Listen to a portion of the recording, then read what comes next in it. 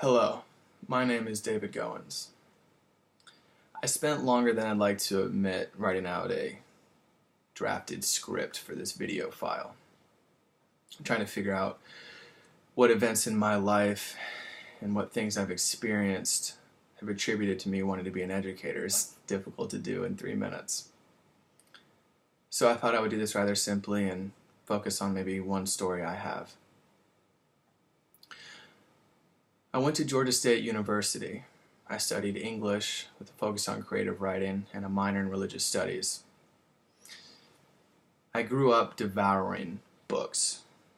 I stuck my nose so deeply into the pages it was like I was breathing in the very breath of the characters.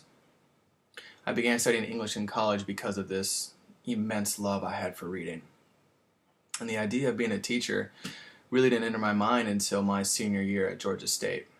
I was seeking out volunteer positions and things like that to try to kind of maybe sort out what I wanted to do upon graduating.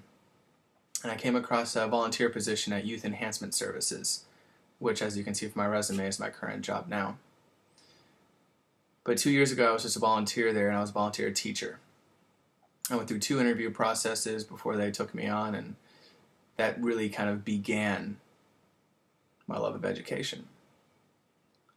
After graduation and saying goodbye for now to the Youth Enhancement Services, I applied to a prestigious position of being a Corps member on City Year, which is an AmeriCorps program.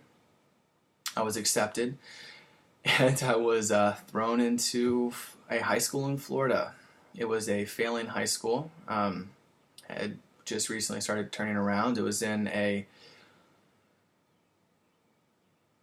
troubling part of the town in Jacksonville in Florida. And I was in a classroom with a co-teacher tasked with raising the academic levels of 9th grade boys who were severely behind both academically, mentally, and most of them struggled pretty severely economically. It was one of the hardest and most grueling years of my life. Working with that kind of student full-time, 12 hours a day was very difficult for me. But when I finished the year, I received a message on Facebook. One of my former students, Leron, said he had some news for me. I remember receiving that message, and my heart just screeched to a halt. I just automatically assumed it was going to be bad news. My first thought was his girlfriend pregnant? Did he recently get arrested? Did he get in a fight? Did something happen to his family? However, Leron had a different story for me.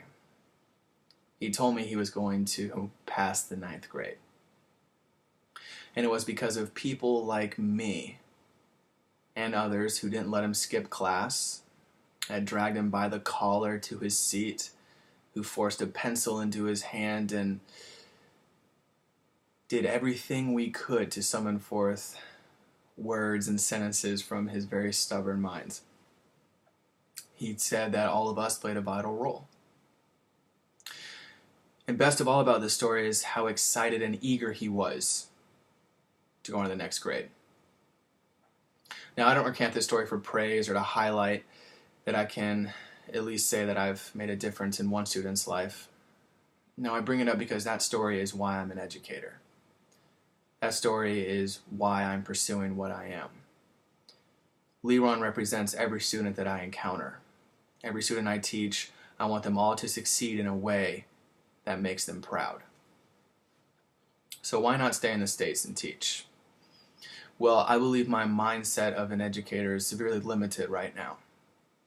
And I believe that spending a few years teaching ESL will vastly broaden my horizons as an educator.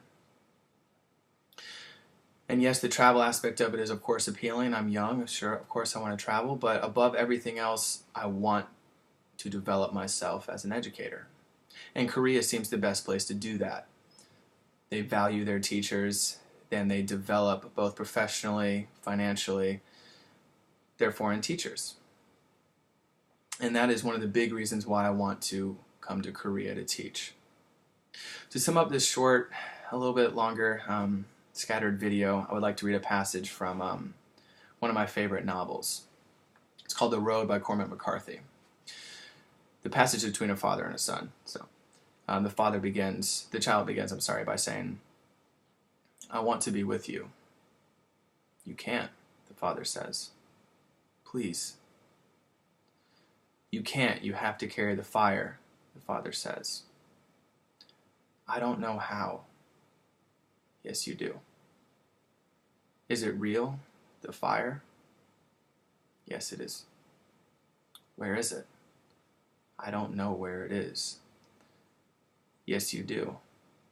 It's inside you. It's always there. I can see it." Leron caught a glimpse of his fire. And I want every student I teach to see and feel his or her own fire inside of them. Teaching, I think, is about, of course, developing the student academically, but also, and perhaps more importantly, as a critical, thoughtful member of our society. Thank you for taking the time to listen to me talk, and I apologize that the video is a little bit longer. I just found 3 minutes to be a little bit difficult. Thank you.